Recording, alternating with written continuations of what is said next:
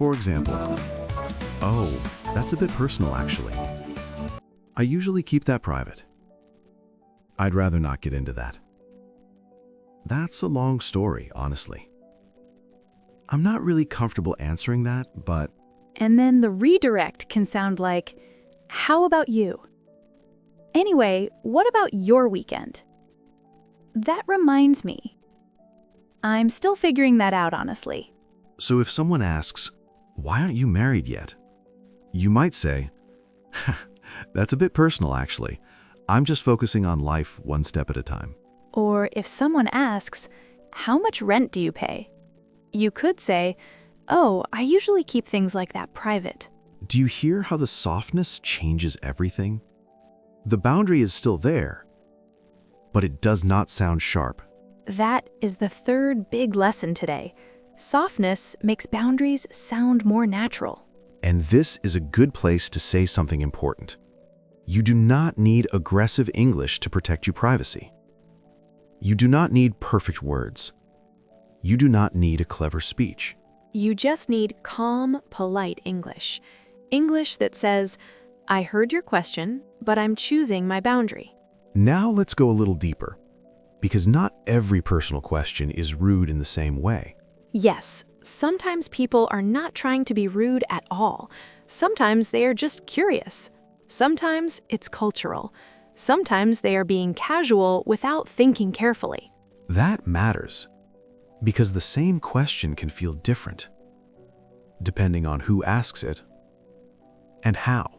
For example, where are you from originally might feel normal in some situations, but how much do you earn often feels much more private. And are you married might feel fairly normal from an older relative, but from someone you just met, it may feel much stranger. That is another big lesson. The same question can feel different depending on who asks it and how. Which means your response can change too. Not every personal question needs the same answer. Now, let's make this more practical, because the way you answer a friend is not always the way you answer a coworker, or a stranger, or family. With a friend, you can often sound softer and more honest. You might say, I'm still figuring that out, honestly. Or, I'd rather not get into that right now. With a coworker, it usually sounds better to stay calm and professional. You might say, oh, I usually keep that private, or I don't really talk about that at work. With a stranger, shorter and firmer often works best. I'd rather not say. Or, that's a bit personal. With family, sometimes warmth matters even more. You might say, I know you mean well, but I'm not really ready to talk about that. That is the fifth big lesson today. The same boundary doesn't sound the same in every relationship. Now, let's talk about something very useful: how to change the topic naturally after a personal question. Yes, because sometimes the best skill is not only answering, it's answering and moving on. This is where soft redirect phrases help a lot. Phrases like, anyway. Speaking of that, how about you? That's a long story, honestly. I'm still figuring that out. Let's just say it's complicated. If someone asks, why did you break up? You don't need to stand there and explain your whole history. You could say, that's a long story, honestly. Anyway, how have you been? Or if someone asks, when are you having kids? You might say, we're still figuring that out. Anyway, how's your new project going? That kind of redirect saves the conversation. It keeps the tone light without giving away more than you want. Okay, now let's do one awkward question in two different ways. First, a version that feels uncomfortable. Then, a version that sounds calm, polite, and natural. Let's do it. A relative asks, so why aren't you married yet? Uncomfortable version first. That's none of your business. Yes, that definitely protects the boundary, but it also creates a lot of heat. Now, the natural version. So why aren't you married yet? That's a bit personal, actually. I'm just focusing on life one step at a time. That feels much better.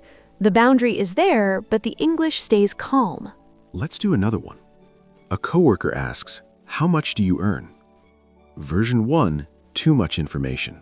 Well, after tax, it's, and then with bonuses, Yes, and maybe afterward you regret sharing it. natural version. Oh, I usually keep that private. Short, polite, clear. Exactly what it needs to be. So, what have we really learned today? We learned that you do not have to answer everything. We learned that light answers are okay when you don't mind sharing a little.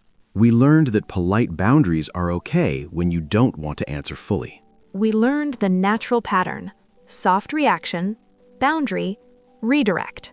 We learned that the relationship matters. And we learned that calm English usually sounds stronger than angry English. Yes, a good answer doesn't always mean a full answer. Sometimes a good answer is simply one that protects your peace while keeping the conversation polite. You do not need perfect English to protect your privacy. You just need calm, polite, natural English. And now we want to hear from you.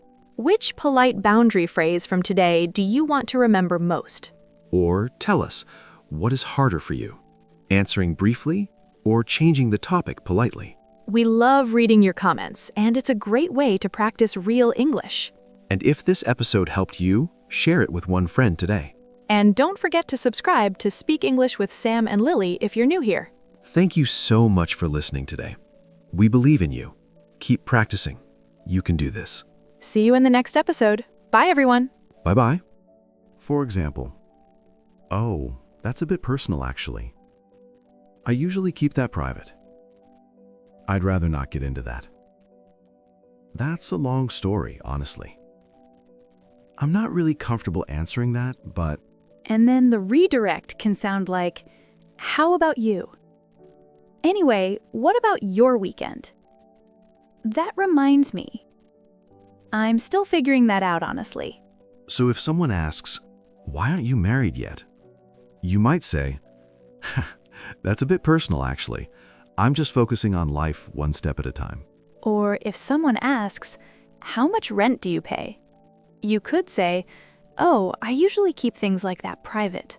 Do you hear how the softness changes everything? The boundary is still there, but it does not sound sharp. That is the third big lesson today. Softness makes boundaries sound more natural. And this is a good place to say something important. You do not need aggressive English to protect your privacy. You do not need perfect words. You do not need a clever speech. You just need calm, polite English. English that says, "I heard your question, but I'm choosing my boundary." Now let's go a little deeper, because not every personal question is rude in the same way. Yes, sometimes people are not trying to be rude at all. Sometimes they are just curious. Sometimes it's cultural. Sometimes they are being casual without thinking carefully.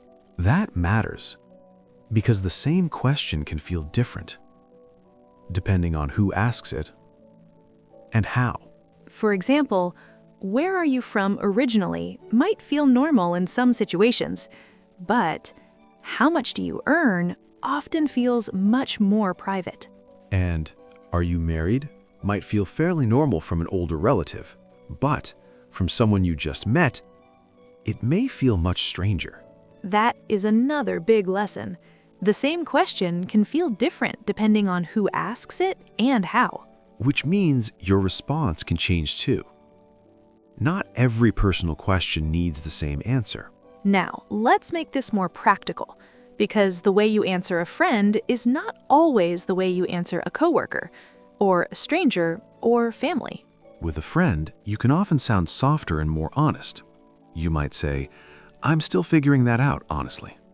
Or, "I'd rather not get into that right now." With a coworker, it usually sounds better to stay calm and professional. You might say, "Oh, I usually keep that private," or "I don't really talk about that at work." With a stranger, shorter and firmer often works best. "I'd rather not say." Or, "That's a bit personal." With family, sometimes warmth matters even more. You might say, "I know you mean well, but I'm not really ready to talk about that." That is the fifth big lesson today. The same boundary doesn't sound the same in every relationship. Now, let's talk about something very useful: how to change the topic naturally after a personal question. Yes, because sometimes the best skill is not only answering, it's answering and moving on. This is where soft redirect phrases help a lot. Phrases like, anyway. Speaking of that, how about you? That's a long story, honestly. I'm still figuring that out. Let's just say it's complicated. If someone asks, "Why did you break up?" you don't need to stand there and explain your whole history. You could say, "That's a long story, honestly. Anyway, how have you been?" Or if someone asks, when are you having kids? You might say, we're still figuring that out. Anyway, how's your new project going? That kind of redirect saves the conversation. It keeps the tone light without giving away more than you want. Okay, now let's do one awkward question in two different ways. First, a version that feels uncomfortable. Then, a version that sounds calm, polite, and natural. Let's do it. A relative asks, so why aren't you married yet? Uncomfortable version first. That's none of your business.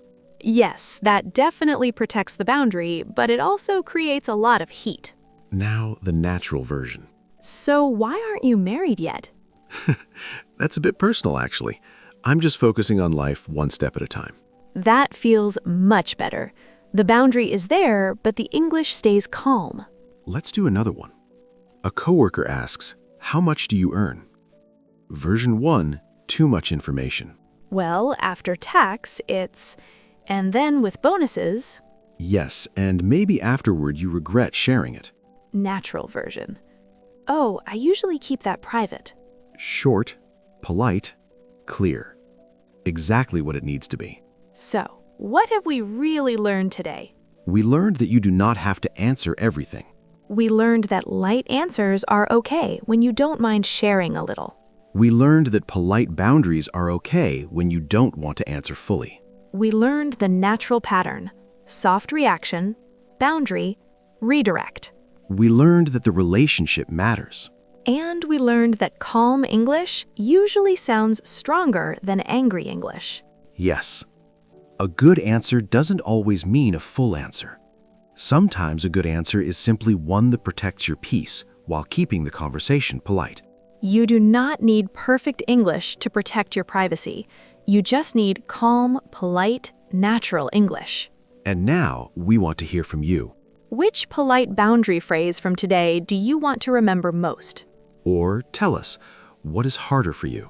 Answering briefly or changing the topic politely? We love reading your comments, and it's a great way to practice real English. And if this episode helped you, share it with one friend today. And don't forget to subscribe to Speak English with Sam and Lily if you're new here. Thank you so much for listening today. We believe in you. Keep practicing. You can do this. See you in the next episode. Bye, everyone. Bye-bye.